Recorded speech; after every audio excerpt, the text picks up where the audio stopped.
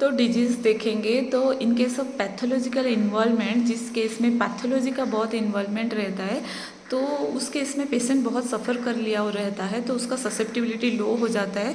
तो we must be prescribe low potency. Intensity of the symptoms, अगर symptom का intensity ज़्यादा है, जैसे कि बहुत ज़्यादा मेंटल सिम्टम्स है और हमें सिमिलैरिटी ज़्यादा मिल रहे हैं सिम्टम्स में बहुत, हम उनको हायर पोटेंसी देना चाहिए क्योंकि इनका ससेप्टिबिलिटी हाई रहता है। Age and duration of the patient in case of acute disease and chronic disease.